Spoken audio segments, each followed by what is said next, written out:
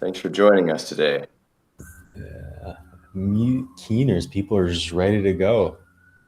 And Yeah. old friend Will Blenderfield, welcome to the call. Oh, cool. Very Will is good. no newbie to online media creation. He's got quite the presence online. Pardon the slow start here, guys. I'm just kind of chewing on some food, and we're gonna wait for everybody else to come in before we officially start. But thank you for attending and for your curiosity about today's call in particular. Sounds like there was a few people who were waiting for this workshop to kind of culminate everything that had come up until this point. So I look forward to delivering on that promise and see what we can do for you in terms of your understanding of content for business, but also just whether or not this feels like a path that you want to discover yourself through. So we'll talk a little bit about that today. Yeah, I've been excited for this one. We'll give it a few minutes here, let people trickle in. I know there's some people planning to be here who I don't see yet. Nice to meet you, Will. Hello, Sam. Good to see you guys. So before Logan jumps into the workshop, I'll also make a couple of little announcements and give some context to this. This is part of a series of workshops. Some of you know that. Hello, Mike. Good to see you. So it's part of a series and it's part of a lead up to some other very exciting things. So for those of you, a couple of you are coming to Vancouver, or at least you're going to be with us virtually for the big event, the Future Proof Creator Summit, which is happening in June. It's a 3-day long mastermind with a big array of creators who have all kinds of different academic backgrounds, professional backgrounds, who have built brands that have led them to be able to pursue meaningful work and live out, a purposeful and meaningful life path and earn a living doing that. So very exciting. We have speakers like Dan Coe. Many of you know Dan Coe, his brand built on the one-person business model, philosophy of the 4-hour workday and the 2-hour writer system has built him a massive audience. And Hussein Ibarra was the host of last week's workshop. You can find the recording to that on my page. He did a workshop on how to build a personal brand in a day, basically how to understand who your customer avatar is, to write out your own story in a way that gives you great clarity on who you're writing for, who you're speaking for. And today we have sort of a pop-up film school from Mr. Logan Quinn. And I'll let him do you the service of introducing that in a few minutes here. But for those of you who haven't heard much about the conference yet, the Future Proof Creator Summit, I'm going to be leaving some notes in the chat, and you can go to thelivinginternet.com to learn quite a lot about it. We'll make other announcements here and elsewhere. And for those of you attending this workshop, there is a discount code that gives you an incredible deal on tickets. So I'll leave that promo code in the chat as well. It's the word transform in all capital letters, which gives you 30% off on tickets. And that's just for today. So go take a look at thelivinginternet.com and see what it's all about. And if you're going to have to fly in, look at the flights. The hotel that the event is happening in has provided special rates for guests of the event because it can be tricky finding deals on hotel rooms in Vancouver. So we've blocked off some hotel rooms, and those are available until May 5th. If you get a ticket to the event, you will see a special link. You'll be sent all the necessary information and given the guidance needed for planning your travels. I'm always available for questions, so you can send me a private message on Substack. You can find me on various platforms and message me, and I'm happy to answer questions. Hello, Christian. Christian's down in California. He's coming up in June for the event. Mike Lee is on the call with us. He's coming from Mesa, Arizona. It's really cool to see how many people are flying in from all over the States, all over Canada. A couple people are flying in from Slovakia, someone from Belgium, someone from Dubai, a couple of people from the UK. If you look up the chat here, we've got a Vancouverite as well up here. So I'm sure Nuri will have some things to say about what it's like being in Vancouver and the community that we're putting together. So Vancouver's a beautiful place, very worth visiting, just for the heck of it. But now you have a really great excuse to come and hang out with some like-minded people for a whole 3 days. So maybe an even better excuse after today's call. You're going to get a little vibe about the locals. I know you guys have seen Jesse's face on these calls quite a bit, but yeah, maybe you'll get a little sense of what's worth coming for and the types of people you want to surround yourself with. Yep, get connected with some of the others on this call too. You'll learn some interesting things from Logan today, a very unique perspective on filmmaking for small business builders. But some of the other attendees on this call are kind of looped into this circle of creators and worth talking to. So follow their Substacks, send them a message and say hello. But I think we're probably good to at least kind of start introducing what's going on today on this call. So Logan, I'll let you go ahead and take over. I think now is a good time. Okay. Welcome everybody. Today is going to be your 6th workshop in the 8-week workshop series that's started with Dan Coe. Last week finished with Hussein giving a presentation, like Jesse was saying, on using your writing as part of your business and creating a brand around that and how to set up that whole ecosystem.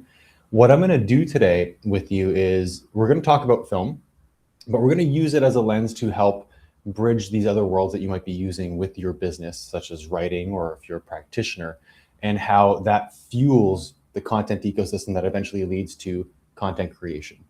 In a moment, I'm going to pull up a slide deck. I'll introduce myself properly and formally for you guys. But for those of you who are chiming in, Jesse's just putting the links into the chat in case you are on the call and want to check out the conference while we're just chatting here.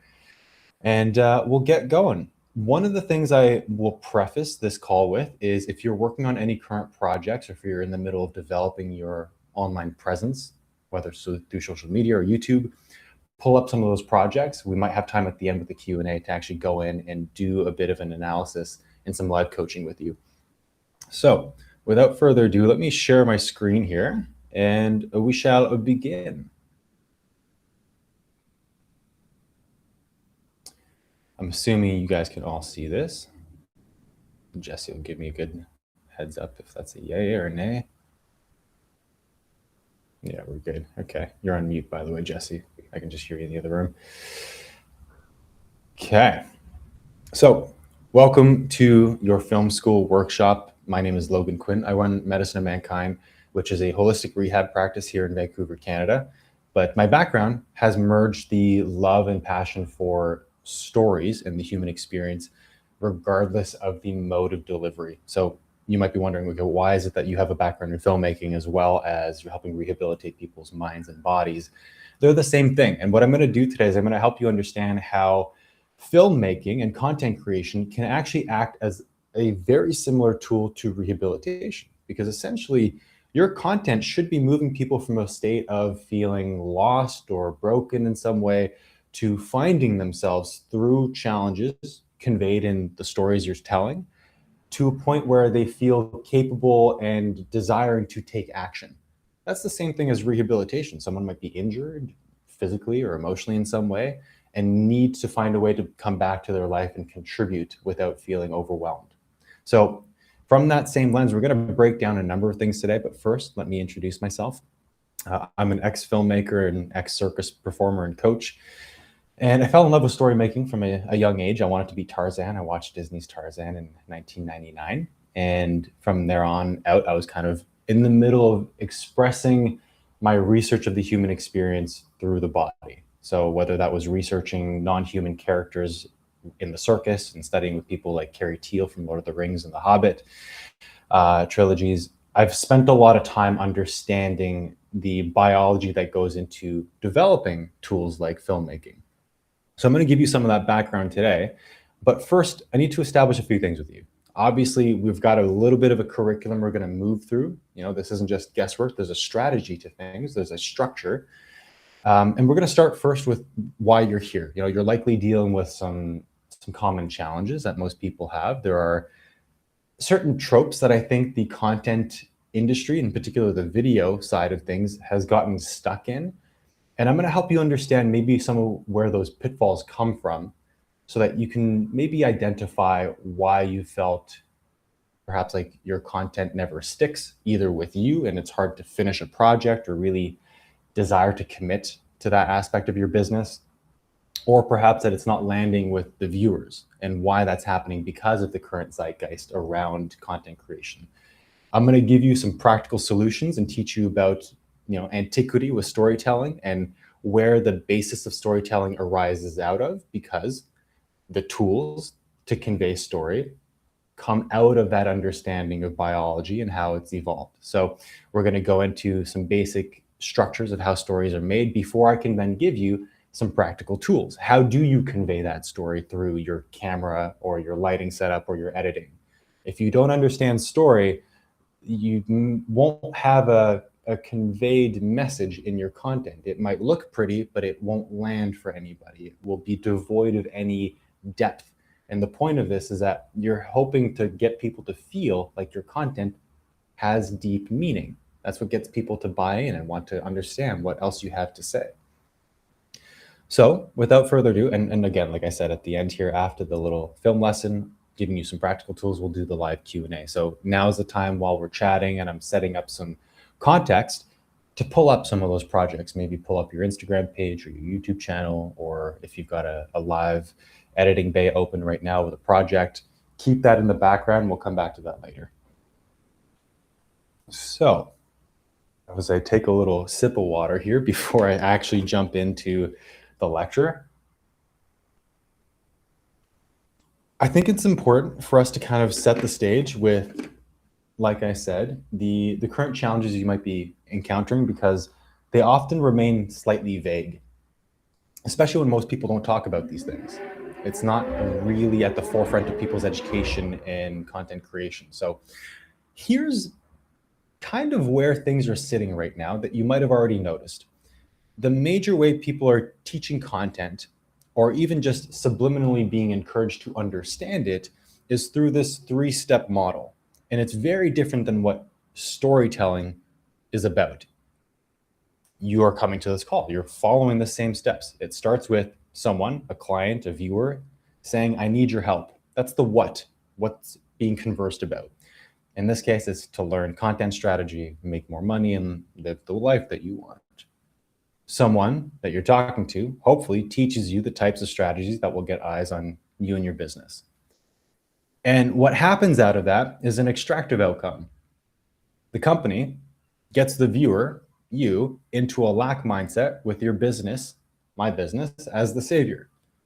Now, notice, none of that probably felt good to hear or listen to. The very approach to that mentality of how content serves your business, one, probably doesn't feel good as the creator and doesn't feel good as the consumer. So whether we like it or not, a lot of the environment that we're kind of stewing in and sharing our stories on is sharing this unconscious value or unconscious behavior in how they engage their content. And I'll paint this story for you a little bit deeper as to why it's a bit of a problem and how we can solve it. But the reason why content is problematic is that very issue of getting your viewer into lack works against you as the creator. And the difference I'll portray here is between these two statements. So we've got the very first one up top here, which is someone who's more of a content creator than an artist or a storyteller. How do I make this content convert? Right? That's probably the reason why you're contemplating having a content making stream to your business. If you don't already love storytelling and you're trying to engage this tool, it's probably because you think it's going to benefit you.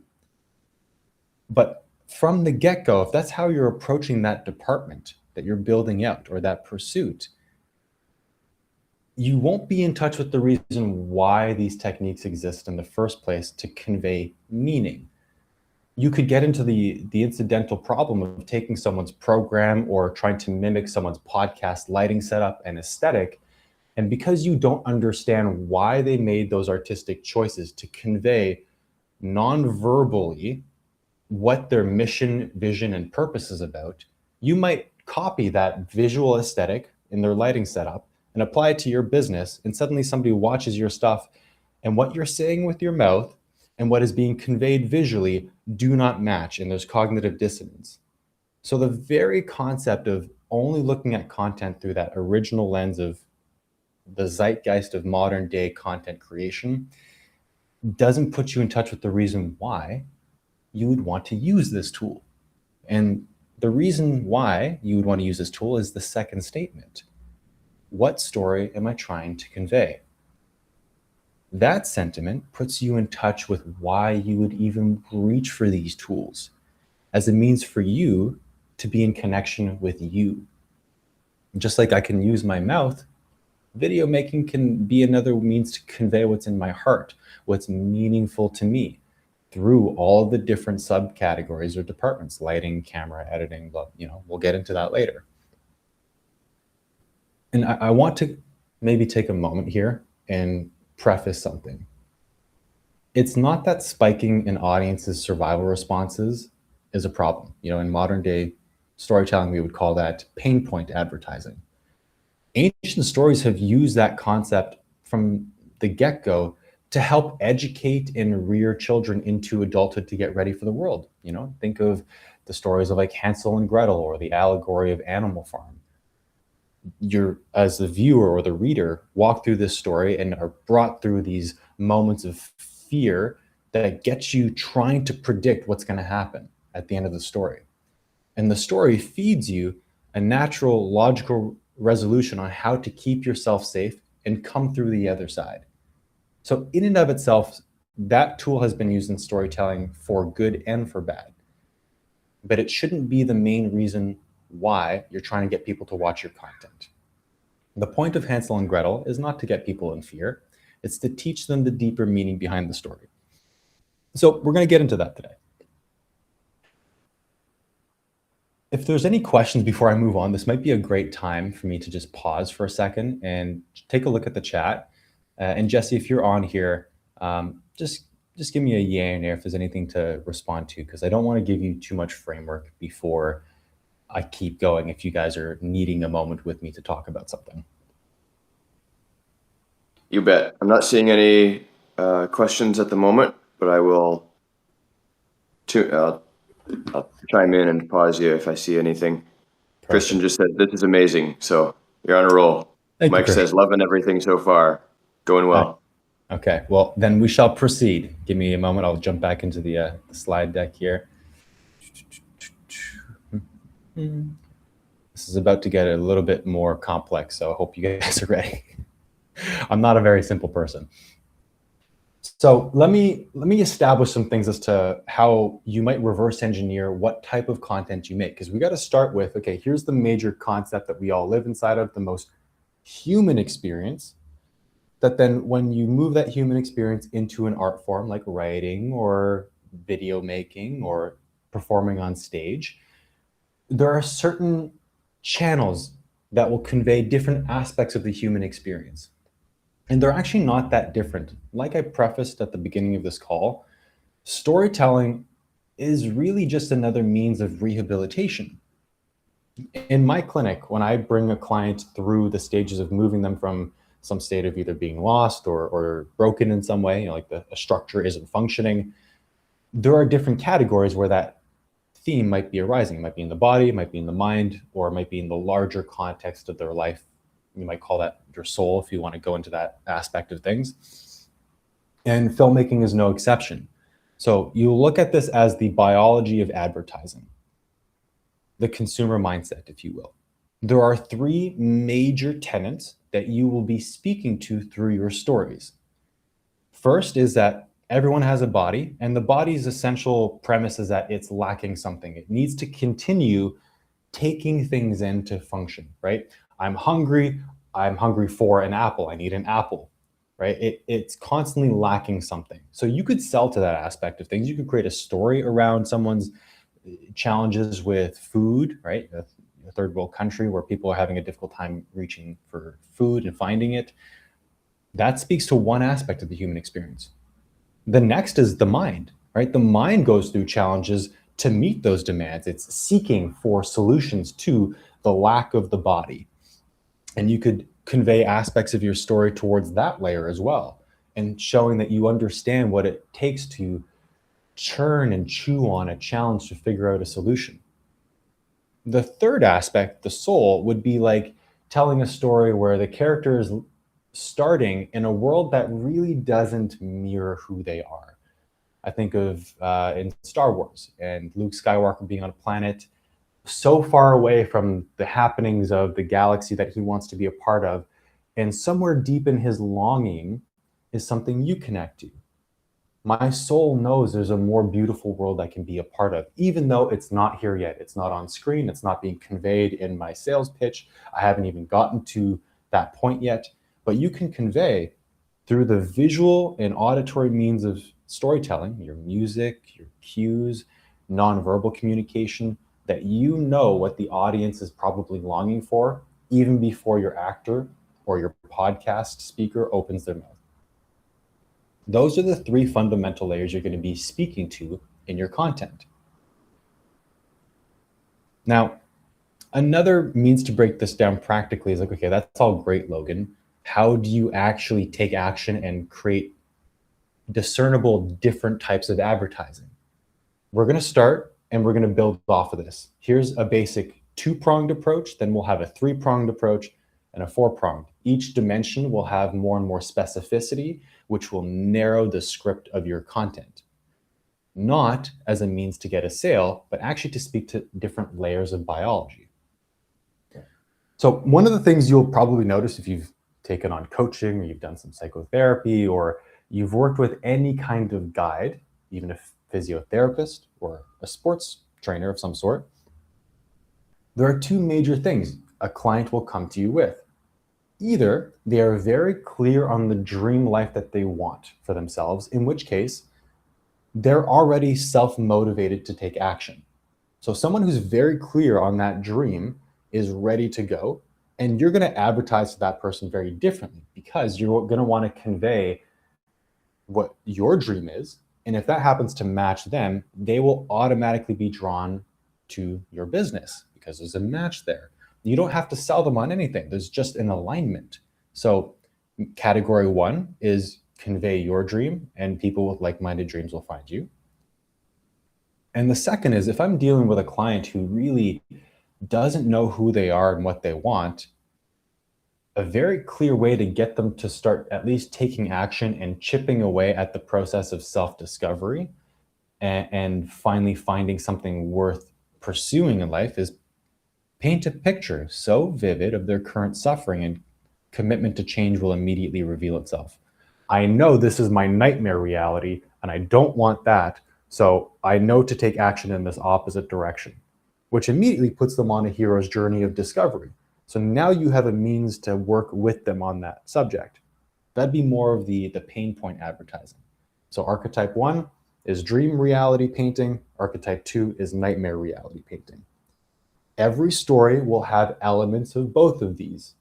If you lean only on one, you're likely to have a bit of a dark story. Let's say pain point advertising or nightmare stories. I think of movies that are psychological thrillers that finish with a bit of a depressive thematic end.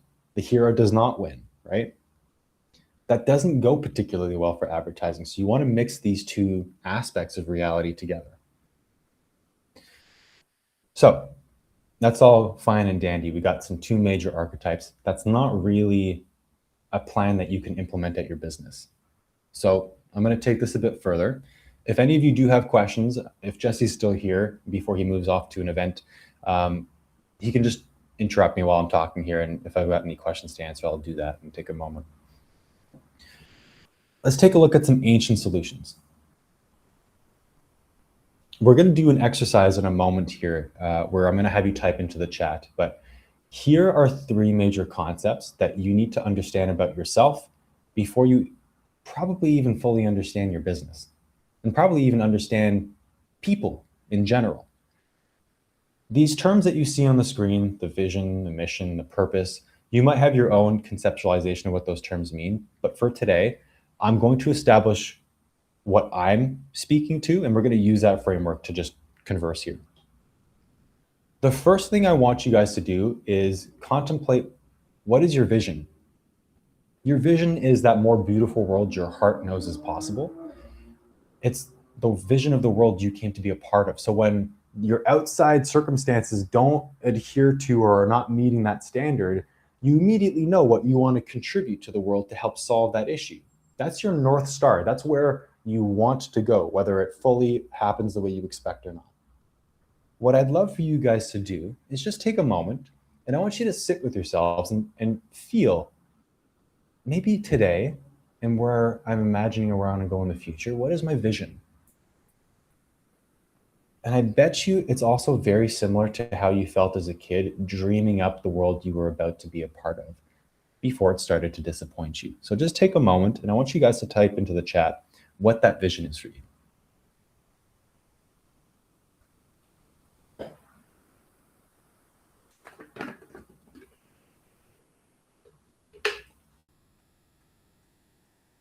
While you're doing that, I'll just give you guys an idea of my vision, and you can tune me out if it's interrupting your thought process.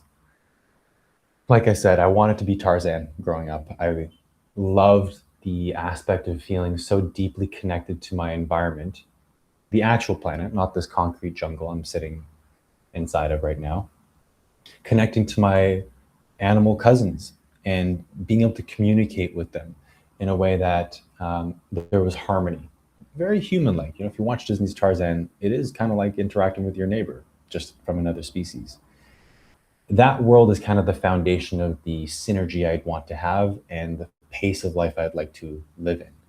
As much as I love contributing to deep, complex visions and doing rehab, that's to get us back to a place like that. So all of these things that I'm doing are actually to get me back to that place, to help us get back to that value. Okay. Mano, welcome to the call. I'm seeing Mano's vision here is living in a big community surrounded by nature and beautiful people and self-sustaining. I love that. We've got another follow-up. It's the same comment from Mano. Haniel, a world where people feel like they have the capacity to create and mold the world around them. Right, a sense of probably belief in yourself, which is an amazing state to be in, and probably brings a lot of peace of mind and relaxation to your body. So that right there is a communication of the transformation you might want to bring to clients that would actually help serve them. So even in your vision is already steps that you might want to start speaking to in your services, but also in your advertising. Mayhem, I'm hoping I'm pronouncing all of these words correctly, these names correctly. More peaceful world, people closer to God. Okay, so that's a very broad aspect that could mean a lot of different things. I would encourage even getting into a more narrative depiction, right? If you're reading a narrative book, people are going to go and spell out the attributes and the feelings that come from that experience. I think spending some time on that will help you really get clear on something that will be useful in a moment. Christian, a world of spontaneity and play, hanging out with friends and family, dancing, singing, eating good food, feeling the love and connection. Okay, so Christian, that's great. I'm seeing some things here that are actually going to relate to our purpose. So why don't I go back to my slide deck here? I'm going to close the chat, and we will continue discerning things. So the next thing I want you guys to contemplate is your purpose. And that's directly oppositional. I would call it your complementary opposite to your vision. Your purpose is your being state. What are the feelings and experiences that put me, excuse me as I burp here, in touch with me, the pace of life and emotions I want to feel each day? Do I want to wake up slowly and feel the breeze on my face at a beach while sipping my coffee? Or do I want to immediately wake up and feel inspired to take action and sit in front of my laptop and maybe go and watch an Instagram video or YouTube video that sets my day and my direction for what tasks I'm going to undertake? Those are feelings just for me. That I haven't taken action yet. I'm not doing anything. that is very much just for me. If I never took action towards building my vision, what would be self-sustaining for me? That's your purpose on this planet. That's the cadence, that's the groove you are built to be, regardless of what happens around you. I want you guys to take a moment and also put that into the chat as well. What is your purpose? Who are you being in this life? And a good way to, give yourself some clarity on that is the times where you've definitely known you were not being yourself and tried on versions that other people thought would be useful that didn't really land for you. Now you're starting to discern, okay, no, that's not me, so I'm probably more over here. So just take a moment. I want you guys to put that into the chat. And I might read a few of them, but just for sake of time, I won't read through all of them before we keep going on here. For me, by the way, just as a, to buy you guys some time, I'm a pretty relaxed guy. I like to be unbothered by things, though that isn't always possible. So in my ideal world, like I said, with my vision, with Tarzan, I would love to wake up and feel like I can just choose whatever it is that my body's wanting in that moment, whether that's relaxed, whether that's wanting to go straight for a swim into the beach and go surfing. Maybe that's going for a workout or playing some music, or just simply having a coffee in the morning with a beloved person that I can have deep conversation with. None of that is helping other people. None of that is building a vision. None of that is action taking that requires a ton of effort. Mike Lee, that I can be authentic to myself and the people without fearing being forced by someone else to say or do things that I don't want. Okay, so right there's some great contrast. There's a good awareness between your nightmare reality and your dream reality. Your audience might also be feeling the same way. So painting that in the stories you will be telling, whether that's in writing or in a visual medium like content creation, for YouTube or Instagram, or TikTok, your audience will likely want that same level of discernment in the stories you're telling so that they feel completely seen by you. Mano, bring people together and dissolve the separation of mind and create unison and oneness. So Mano, right there, that's a lot about other people. I would almost encourage that, even though that probably makes you feel happy, what would you do if no one else existed on this planet and you were just waking up to yourself each morning? What would you need to feel good is probably where we would start with that. So I'm going to leave the chat for a moment and come back to the slides, because this next step is going to be important for you guys to understand what we're doing. Just a heads up, Jesse, you're unmuted right now as you get into the car. So, oh, thank you. You're welcome. Okay, guys, I'm taking you on this big journey for a reason. Those complementary opposites of your vision and your purpose, when you combine them together and you put them next to each other in a paragraph, or if you just put them in your mind next to each other, it immediately invokes your mission, which is your doing state. What are the steps I choose to embody that put me one step closer to this vision each day by being in my purpose? Because you could be pursuing that more beautiful world at the expense of your health, in which case the mission, the tactics, and the steps you're taking to undergo creating that vision are actually incongruent with your vision, because there isn't space for you to exist in it. So the amalgamation of your vision, your North Star, and who is moving towards that North Star together should be a perfect match. And that is actually your business, the vehicle that moves you towards helping the world. So there's a number of things here that you could contemplate, but I'd encourage you guys, whether it's in the chat or on a piece of paper, write what you think your mission would be like when you have those two things as a reference point. Now, I'm going to take a moment and make this a little bit more practical for you, because we're doing a lot of self-inquiry before even talking about storytelling and the tools of it. So I'm actually going to give you practical tools, because each of these points here on the slide deck are types of advertising. For example, your vision, if you think of a business that is vision oriented and how it speaks to the world about what they're doing, would be deliverables. You're advertising deliverables, either your service or your product. Right? Think of something like Nike or some tour company advertising their international tour in Europe or something.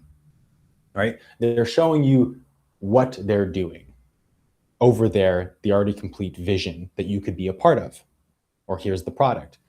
Your mission would be something like behind the scenes of operations, showing the world how you're building this thing.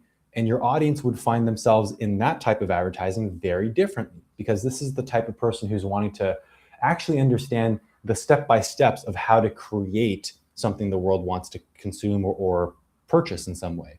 So that audience would be attracted to mission type advertising and content as opposed to a deliverable. They may not care about some advertising for a Nike shoe. How did you make the shoe? I want to make shoes. Show me behind the scenes of operations. And then third, your purpose. Purpose advertising is more like your personal brand. People want to feel encouraged by watching somebody else actually not confine themselves to just one reality, that you're multifaceted. And that's the freedom of the personal brand. So they might want to watch someone as a personal brand as opposed to behind the scenes videos of a making of or a product placement. They actually benefit most by you setting the example of how to not constrain yourself and showing that you're doing music, showing that you're doing movie making, showing that you're also studying breath work. And that is a very different type of branding. So right here, just contemplating these three things for yourself already set the stage for maybe the pocket that you're naturally going to want to advertise more through, but that doesn't negate that you might want to also make content in these other streams. Okay, let's take a moment. If there's any questions, I'm going to pause here for a second, answer those, and then we'll keep going as we get closer and closer to giving you strategy. I'm going to take a little bite of my orange here and just wait if you do have any pressing questions. Thank you, Christian, by the way, for that statement that you just put in. Purpose and mission were always kind of interchangeable. I agree. It wasn't until I kind of sat with this that I went, oh, yeah, I think there's a reason why there are two different words for these things. And here is that difference mechanistically. You could contextualize them differently, but I think this separation really does a good job of making them useful and not just arbitrary terms you're throwing out as like word salad. Okay. I'll give this another 10 seconds before I move on in case anyone's in the middle of typing a question. And Jesse's unfortunately not able to look at the chat right now, so I'm going to multitask with you.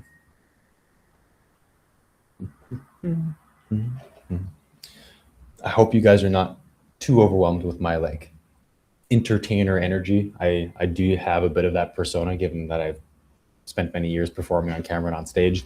So if it's a little tiresome, I can tone it down a bit. Okay, I'm going to move on to the rest of the presentation here, and we're going to get into some practicalities for you. What the hell do you do with this? Well, it breaks down into these 4 types of content that you can make. Practically speaking, these are major categories of content you could make that are not based off of the sleazy salesness that most of the world seems to consciously or unconsciously encourage us to put out online. And it's based off of the rehabilitation process. These 4 categories go from the top left here down to where my mouse is, if you can see that, guided, educational, and invitational. And what it's actually painting a picture of is that you move your client or your viewer from passive consumption to active contribution.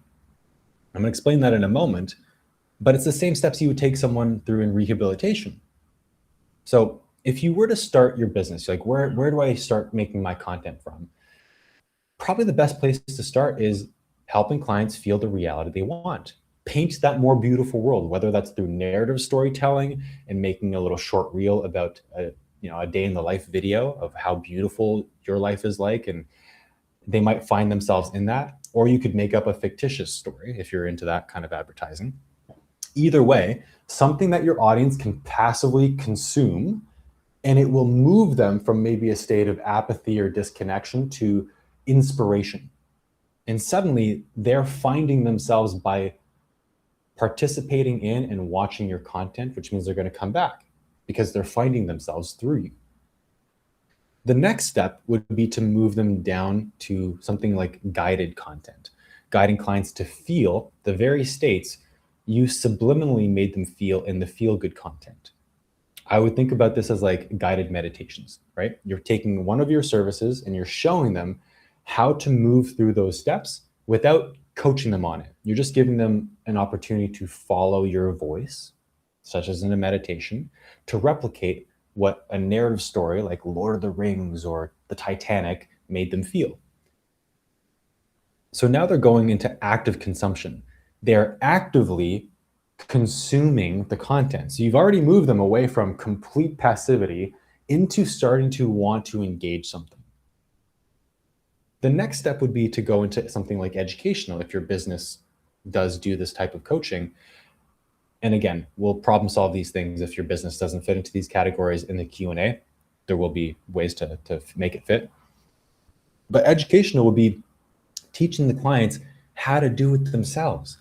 How did you get me to feel in that meditation exactly how I felt watching that narrative story or reading your book? How did you do that? Suddenly your client is now hungry to contribute. They want to understand. So that now they're in passive contribution. They're absorbing the video because there's a desire to start moving into action taking. They wouldn't want to study unless they wanted to do something similar. So suddenly you've moved from completely passive into getting into an active state. And the final one would be invitational. Showing clients the more beautiful world is here. Our retreat is coming up in May. You can be a part of it. Here's a video of last year's retreat and some client testimonies to show you that this isn't some fictitious idea that I've just narratively strung together because I want to hook you to buy into my business. Like, this is a real thing. You guys can come and join this. This is no longer hypothetical watching a YouTube thing. You're inspired. You've been buying this thread of wanting to get more and more involved. Here's your opportunity. Nowhere in here did you force them to buy anything along the way. They naturally walk themselves through the rehabilitation such that they want to contribute, and they want to contribute in the same way that your business is already doing in the world. No salesy sleaziness, and actually a real reverence for what it takes to move someone through difficult times into finding themselves. I'm going to take a moment here and just break a few things down before I come back to the chat if there's any questions. You can have things pre-packaged, right? If you're a business who wants to have these feel-good videos out online, but you also want the opportunity to potentially make money off of it, you could launch a Patreon page where some of your exclusive content that is feel-good narrative storytelling, like your short films or some of your other unreleased YouTube content, is pre-packaged into a bundle.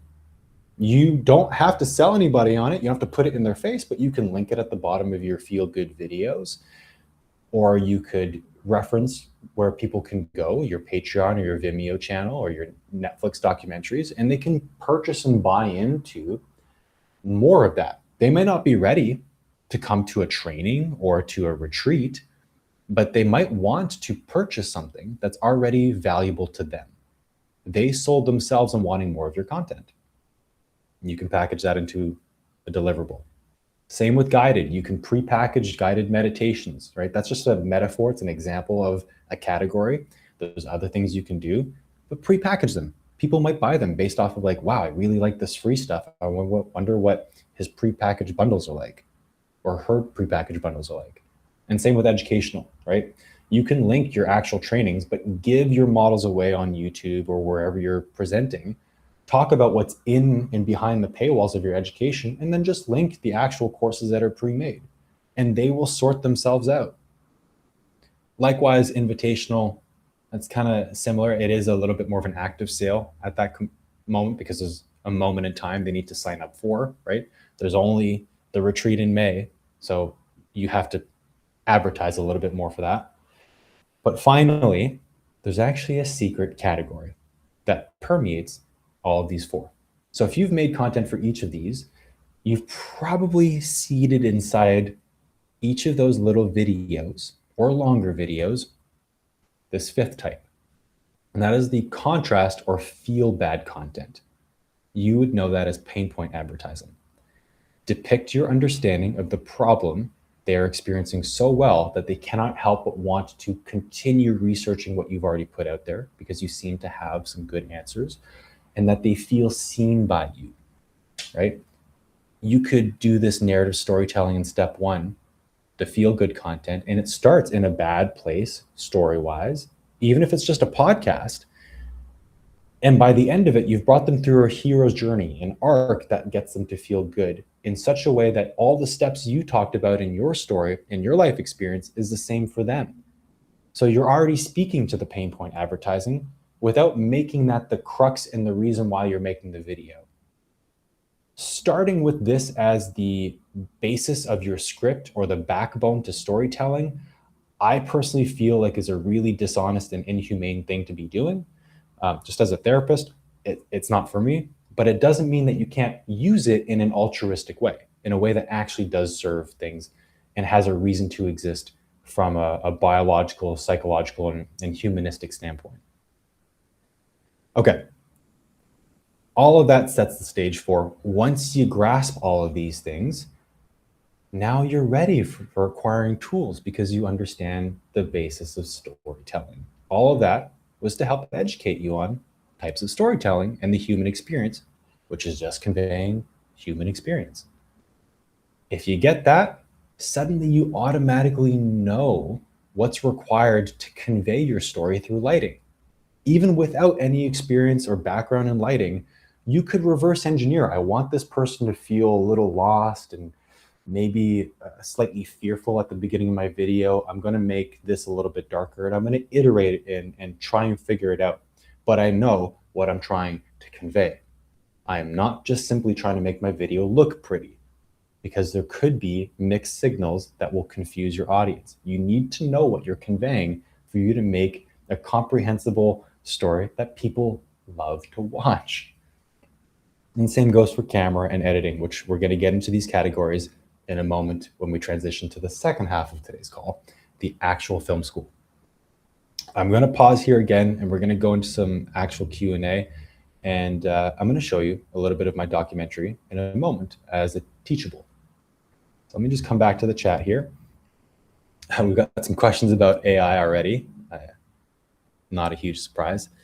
Will you share slides, please? I can do that. We'll talk to Jesse about a way to deliver that. I might put it on my new Substack. I'm new to Substack, so I'll try and fit that in. For those of you watching the playback, there will be some answers with that probably in the show notes after.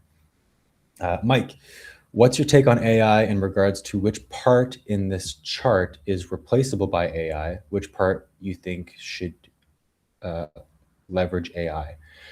It's a complex answer. I think there's a lot of different places you could slot AI in. I don't think it's going to replace storytelling.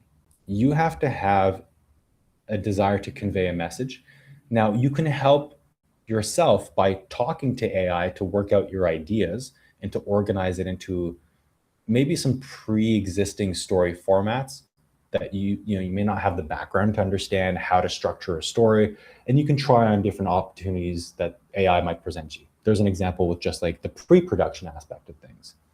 You can also use AI to help organize all of the steps of pre-production. Maybe you've got a complex shoot, or you need to streamline your podcasting setup, and you can have it create a checklist of all the things that you do every single time you get ready for a podcast. Right. So there are already pre-production uses for it.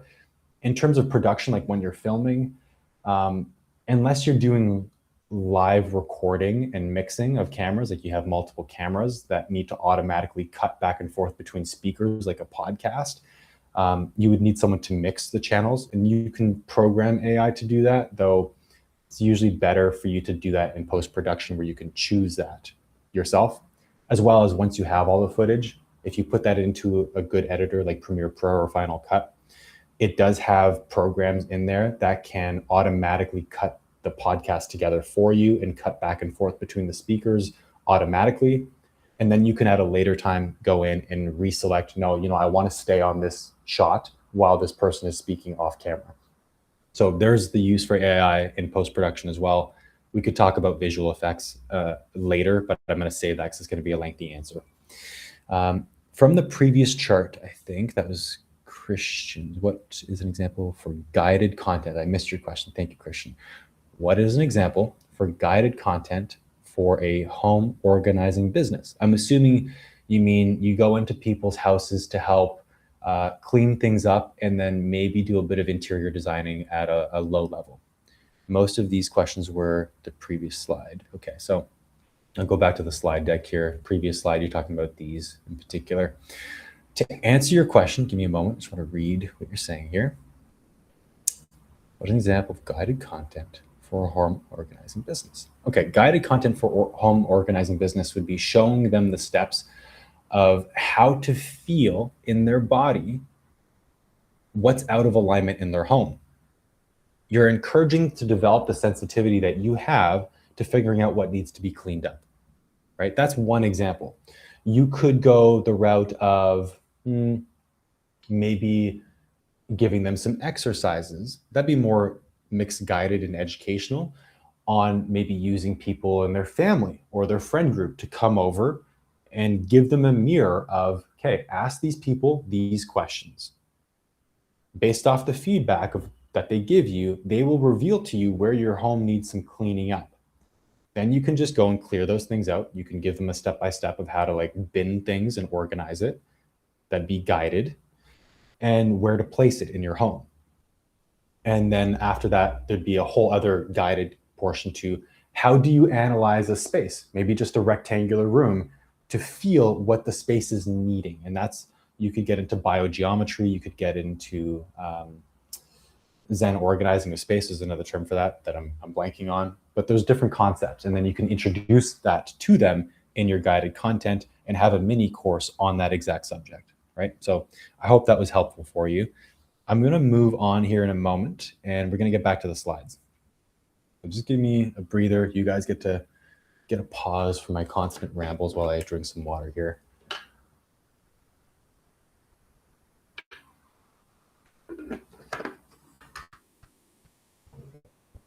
Okay.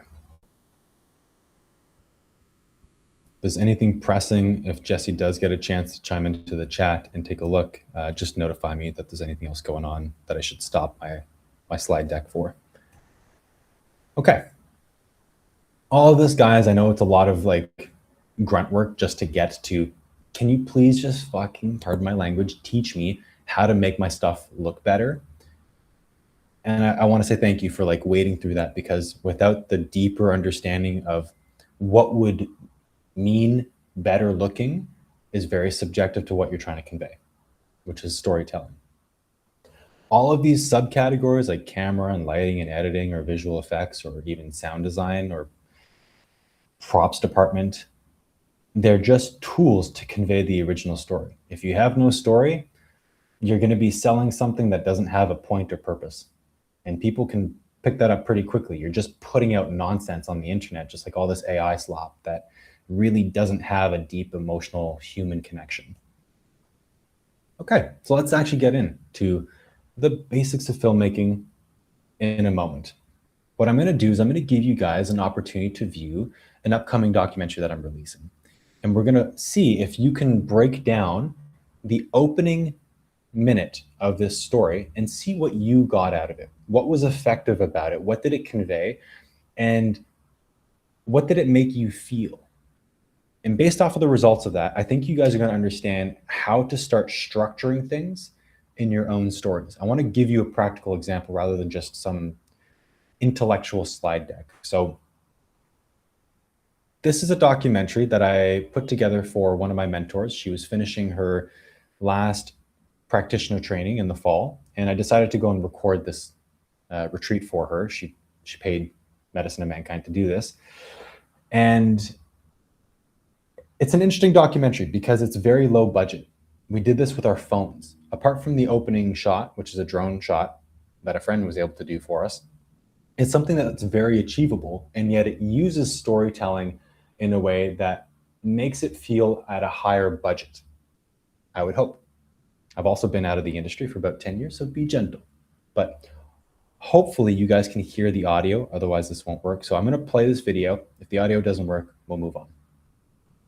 Take a deep breath here. We're going to watch about a minute of this together.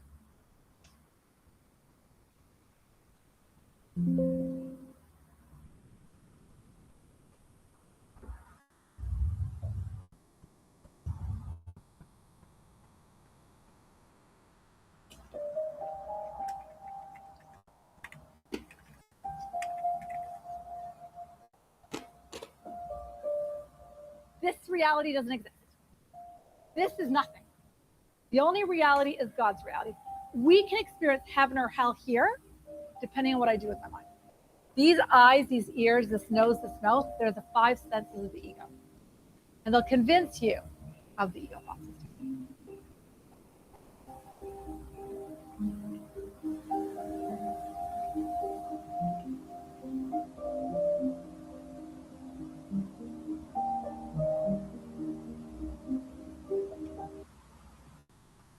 Okay, let me just come back to the chat with you guys and see how that actually worked, if you did hear any audio.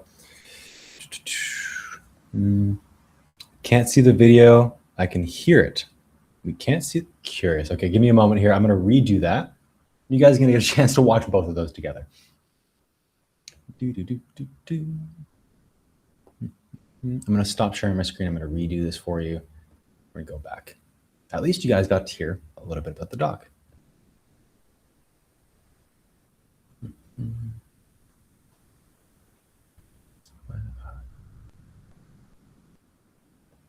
Okay.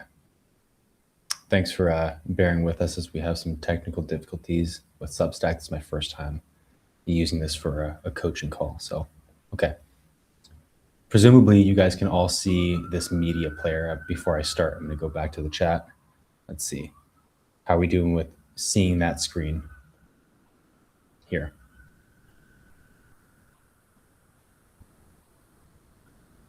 Yes. Bueno. Okay, let's get back to it. Let's try this one more time now that you have some spoilers.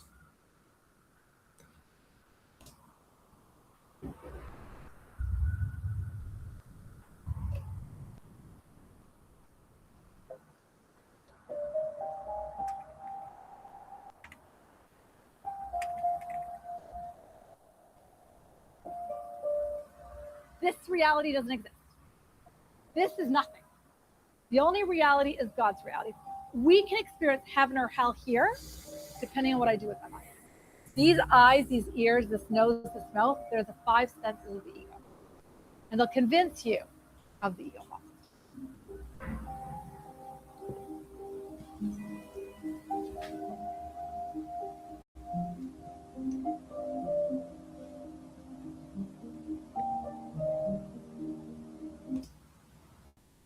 I'm going to leave this screen up. You guys can finish reading that, and we'll come back to the chat.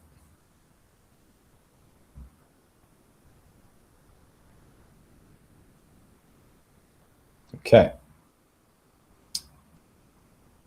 What did we get from that? You know, if you were just watching somebody's movie, let's say at the movie cinema or online, contemplative music, yeah, okay, cool. I would almost encourage you to ask yourselves, what did I learn so far in that very first minute? What is the premise that I'm watching? And what questions do I have?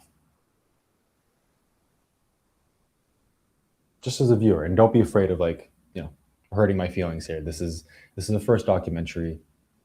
I stopped making films about 10 years ago. So it's a fun first foray back into the art of storytelling. But I do believe the first minute here depicts something important that I need to establish with you guys in terms of storytelling before we move on. What is an intuitive? Okay. What else do we have? Any other questions?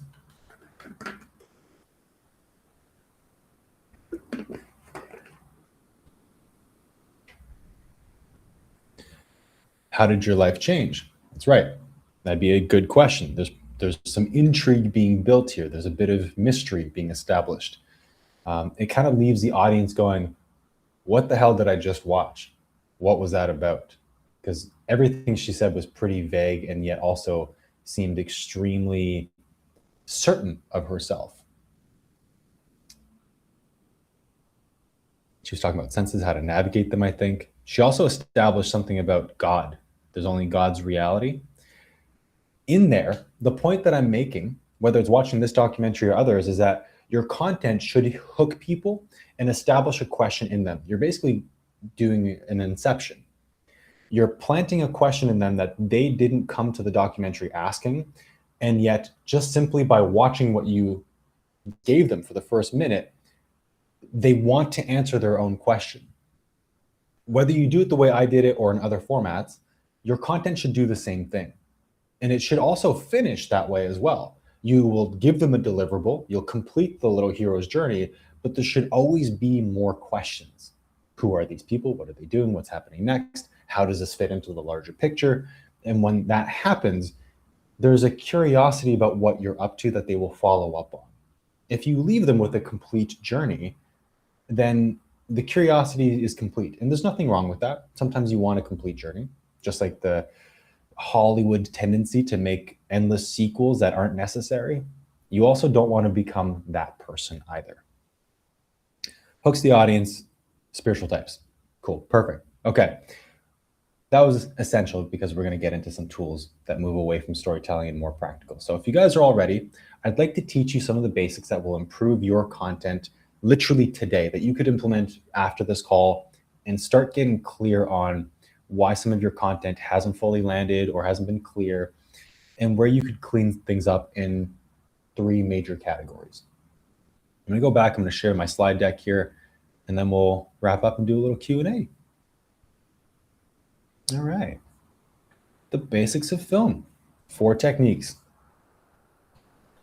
The very first thing I want you to think about is lighting. And the reason why is that how well lit the scene is brings a lot more value to your video than the quality of your camera.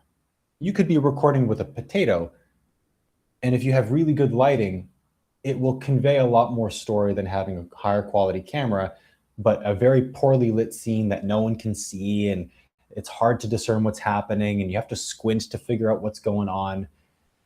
So lighting always comes first, usually next to audio, but we're not going to focus on audio today because that's a much too complex subject to get into to start.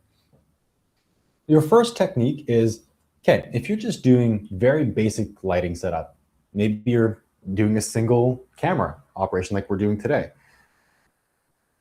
3 lights is usually enough to really do a good job of making your video look good. And the 3 key lights that you'd want to use are, first, your key light. Your key light is your main source of light in a scene. Today, it's kind of overcast in Vancouver, but the sun is generally in that direction, lighting me from this side of camera. Your fill light is typically a light that is placed directly opposite to your fill, or to your key light. So the key light's usually about 45 degrees to my face one way, and your fill light would be 45 degrees the other way, filling the darkness on the other side and bringing that area up a little bit. Rather than being completely dark, it would bring that level up and make the side of my face discernible. That's your center light here, not as bright. And your third light is one that's usually placed about 45 degrees behind your subject. And what it does is it casts just enough of a highlight on the outside or contour of your subject that it makes them pop from the background. Now, you guys have seen this technique used in comic book strips or animation, because in order to make a character pop from the background on a 2D plane, you'll usually etch in the character in either a white outline or black outline so that they don't blend into the background. Video is the same thing. If your actor is blending into the background, you better have a very good narrative reason for why that's happening. If you don't, it's going to seem low production in some way, or that you didn't do enough prep work to make this look valuable even before I press play. So here's what this looks like if I was taking shots of just individual light influences on a subject. Your key light would be this left-hand side of the screen. It's really just lighting one side of his face. It's casting really strong shadows. If you look at the nose here, you can't have that light spilling over past the bridge of the nose, and nothing is lighting the other side of his face. The only thing you do get is from that singular source. It's very directional lighting. It's really harsh typically too, because it's kind of replicating the sun or the main light in a room. Your fill light, if we go all the way to the right-hand side of the screen, alone really isn't enough to light a subject unless they're in a dark room and you're doing this on purpose, but it brings the values up on the other side of the face. So when you combine it with the key light, it brings this side of the face into a somewhat equal amount, though not as bright as the main side. So now your subject knows which eye to focus on. Why that's important is that if you're perfectly washed out and you only had one big light in your room lighting your subject, your audience is going to have a hard time discerning where in the image and where on the face to focus. The light is directing your attention to wherever the scene is brightest, your eye is likely to go to. So using this basic technique of even just two lights, having one stronger on one side and one darker, is going to convey and direct your audience to look in a certain direction. And then finally, here's the effect of your backlight. On its own, it just etches in your actor from the background. See, if you look at the hoodie here, it's kind of just painting in the edges. It's not doing much to light the subject, but it is adding an extra dimension. And usually you want these to be slightly different colors from each other, a little bit warmer on the face, maybe a little bit cooler on the back. So getting lights that are adjustable in what's called color temperature would allow you to dial that in. So that's your very first thing. I'd like you guys to write notes if you've never come across these topics. Good idea to just plant this in your mind and look up resources on YouTube and that go further into this. I'm going to take a moment. I'm just going to come back to the chat in case I'm missing anything. Great. No, nothing's going on. So let's go back to the chat or to the slide deck. Here's what that looks like. If you're looking over your scene from a bird's eye view, your camera is in front of your subject. In this case, it's directly facing their face. Your key light is 45 degrees off to one side. Your fill light is 45 degrees the other way.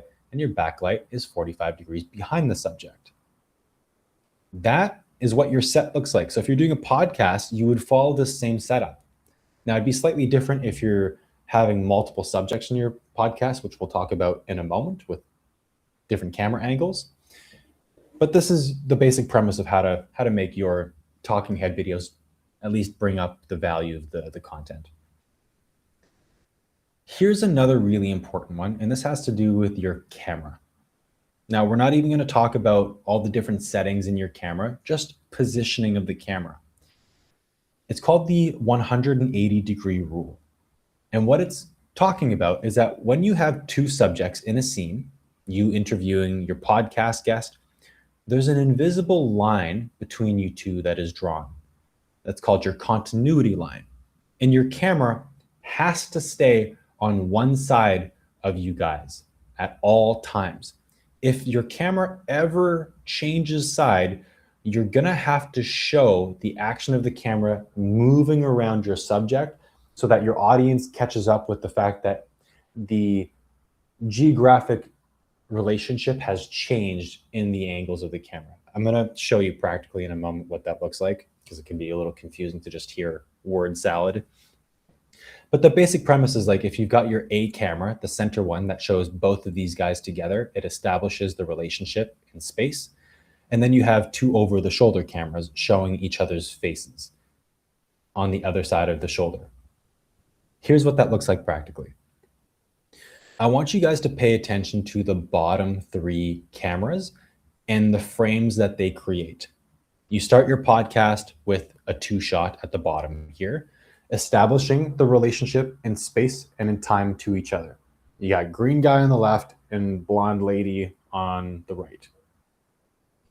If I were to cut back and forth between another camera, two other cameras that are over each other's shoulders, I have one camera behind green guy's shoulder showing blue lady's face. And same with a camera behind blue lady's shoulder looking at you, the host, maybe, your face. These all have congruency in their continuity. If I were to cut to a camera that was on the other side of this line, I want you to imagine how confusing it would be to cut together this back angle camera and the opposite direction over here, right? I'm looking at blue lady in the scene. She's on camera right here. And then I cut immediately to this other shot to look at green person's face. But somehow they look like they've transported to each other's seats. Suddenly now blue lady is in green guy's seat and green guy's in her seat. And yet I'm seeing his face. It jumbles people's understanding because that would never happen in reality. You can't do that unless you teleport. So the 180-degree rule establishes the continuity of your scene. And if you ever break this without showing your audience that the camera is moving to the other side, they're going to lose track of your story. They're no longer going to be listening to what's happening, and they're going to be trying to do mental gymnastics to figure out what just happened, and it's going to distract them. So if you're doing a podcast, safest thing to do is have your setup in front of a wall. Put the wall behind the desk or whatever seating arrangement you have, and that way your camera literally can never go behind you. It's just a simple way to make sure that you guys are playing it safe. Okay, if that's clear, we're going to move into shot selection because you want to make things interesting. You want to be able to have multiple angles to convey different things. Different sizes of shot selection convey very different emotion. Like you looking at me here in this single of just me is very different than if I were to show you an angle of the city. They convey very different things. And conveying ideas is kind of like different paragraphs or different sentences in a written story. You have to do the same thing in the visual format. You have to show the change of ideas. So you have 3 basic shots you guys should probably be utilizing. The first is your single. It's one actor. You've got 3 options for delivery in this case. You literally don't have to be a filmmaker to really make a singular camera setup. I could use this one, I could use this one, and have 3 different options to convey different reels. One is I'm speaking directly to the camera. That's a very intimate relationship. The second is I could be speaking to someone off screen. I could be interviewing my subject that you guys can't see from this angle. And I'm speaking to you and asking you a little bit about, tell me more about your medical history and how you got into becoming an MD turned medical intuitive. Suddenly now you feel like I'm speaking to someone, even though there might be no one there. Or I could be responding to an imaginary person interviewing me. I don't need someone there to do that. This is the craft of illusion that storytelling is for. And then the third is I could be speaking to a group. Like, welcome to today's workshop, everybody. We're going to be doing some gymnastics today. So we're going to build off of last week's basics in gymnastics rings, and now we're going to move on to straps. It seems like I'm speaking to a whole crowd. So a singular angle does minimum 3 things for you. The over-the-shoulder shot, the OTS, is when there's a camera placed behind my shoulder looking at somebody else who's over here. And then the 2 shot would be as if I had someone sitting next to me. There's 2 people in the scene. And now suddenly there's 4 options, right? I can speak to that person, we can speak to you, we can speak to a crowd, or we can speak to an imaginary third person off camera. That'd be super useful in a scenario where you're doing a podcast and you have 1 camera looking at 2 people and 1 camera looking at you, the interviewer. What does that look like? Here's what that looks like. These 3 shots convey very different feelings. The single from Django Unchained at the very top here establishes a lot of information immediately. It's very wide.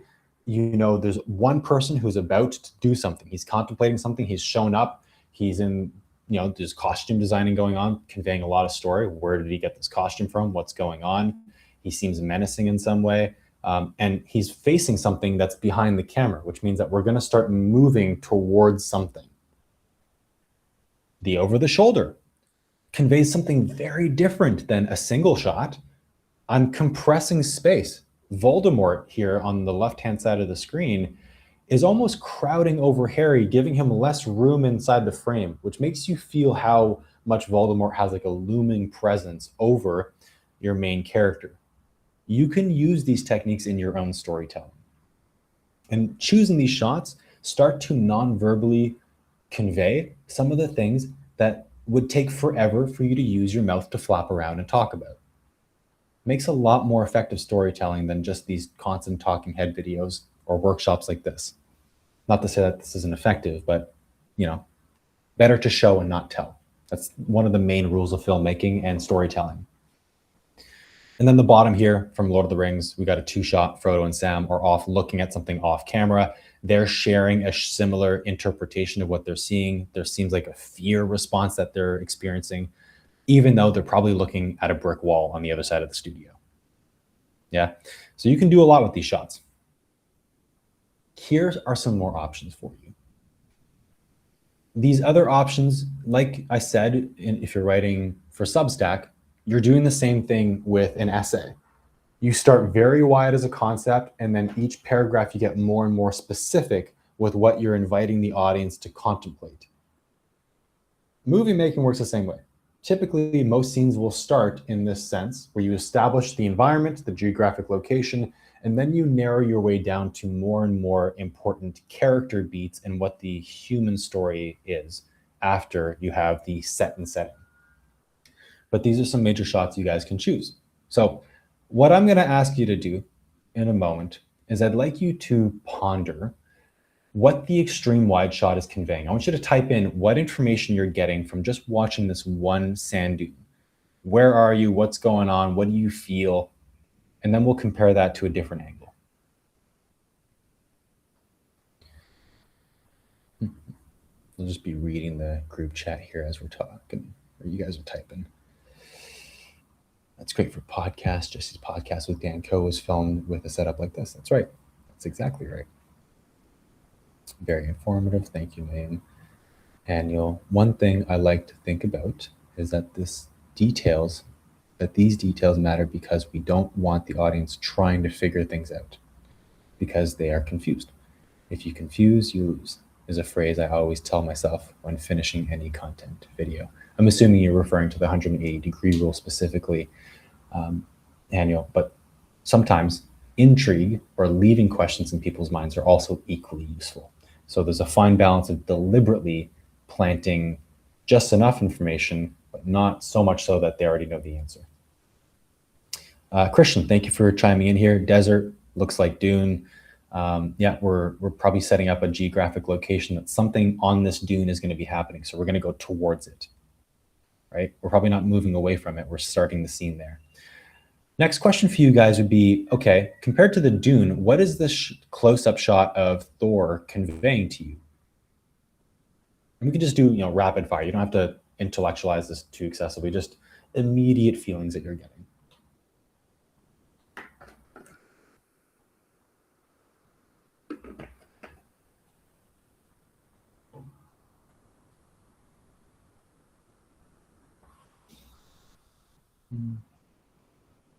What I can do is I can kind of fill in the answers if you guys don't want to chime in. Thank you, Christian, for participating. It's always helpful.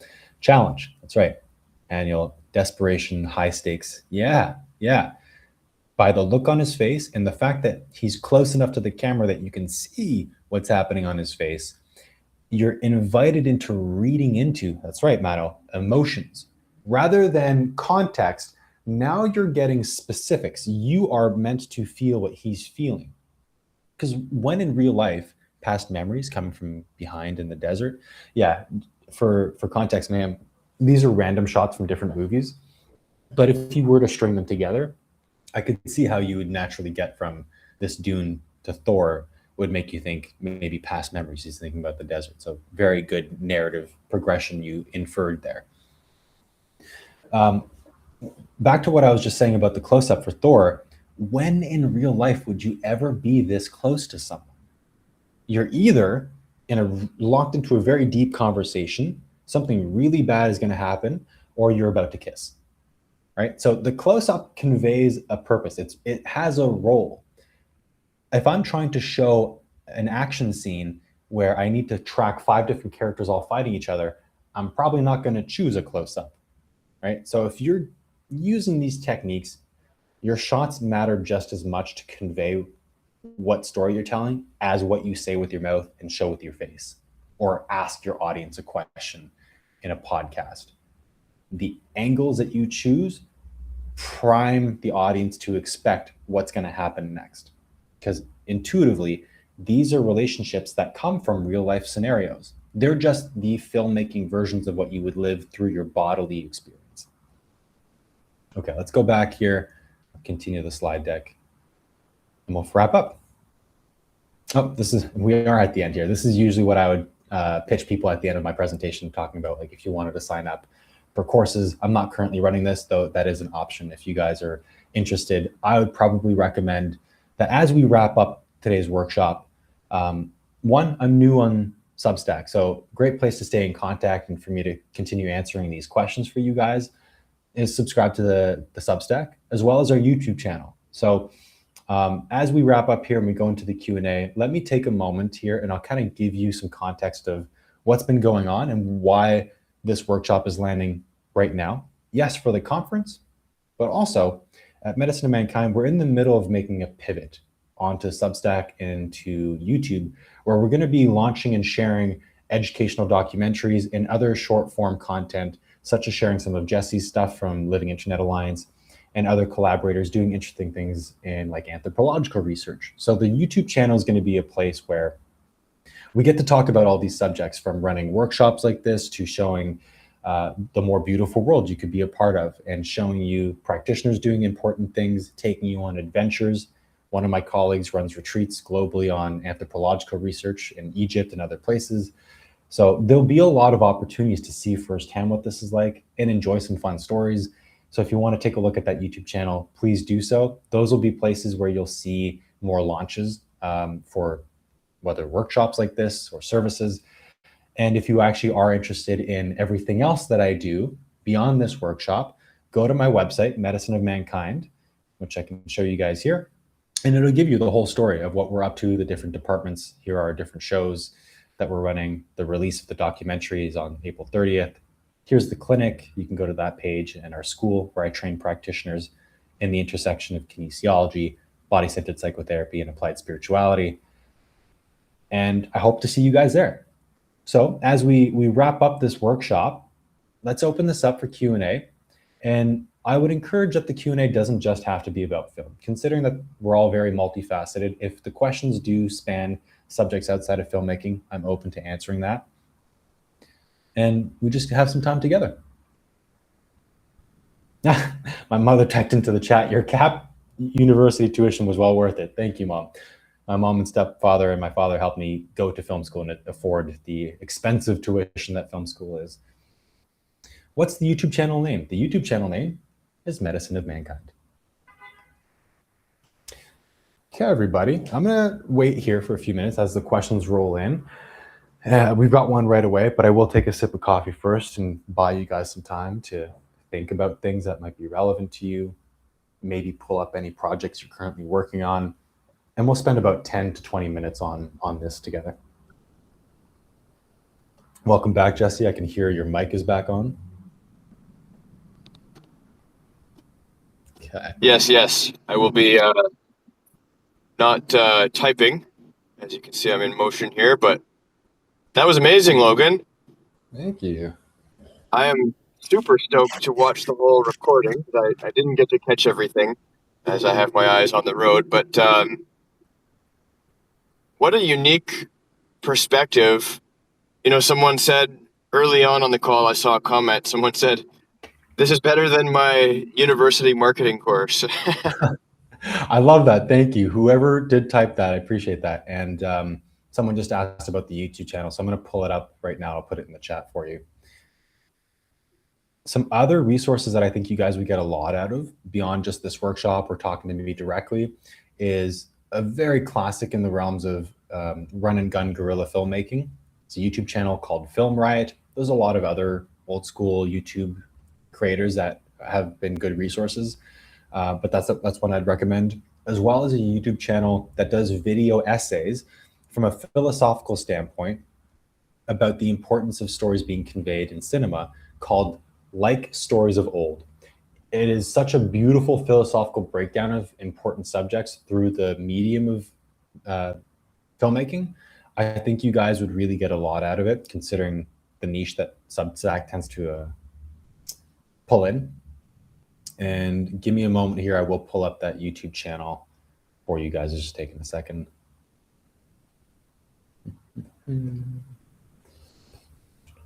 I'll put this in the chat. And I did see your question earlier. I believe Christian put a question in, so I'm going to answer that here. No, it was Haniel. Okay, Haniel, question. Very niche, but how do you see the advice show, don't tell translated to content creation in text-based platforms like Substack? Okay. Well, I mean, that's something that you guys will learn. I have obviously some background in writing, because we have to learn the concept of storytelling in different formats for film, and script writing is a big piece of that. I also really loved writing, so I took some writing classes in university, and ironically had actually been offered a part-time job in the writing department. So I have some answers to this that go beyond just my own interpretation, as well as like what a university would teach you. But what I think you're saying, Haniel, and asking is, how would you show, not tell in writing format? And what I would say is that's more of a foreshadowing thing, where you plant seeds in your text early on about subjects that will come earlier that you haven't introduced.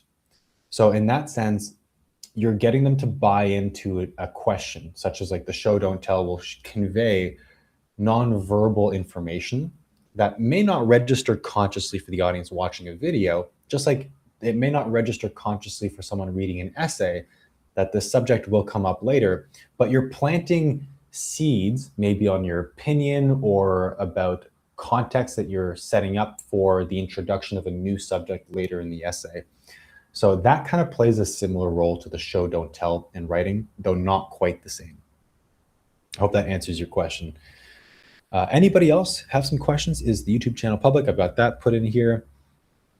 Wait a few more minutes, and then I think we'll probably wrap up the call.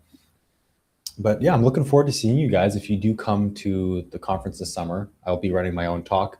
It'll likely be on a different subject than this. It'll probably relate to my clinic and the journey of working in the circus and how I got here, as well as some of the behind the scenes of meeting interesting people like Karen Conoval from Planet of the Apes and Dr. Bennett Shapiro, who is a practitioner I mentored under in his psychotherapy department.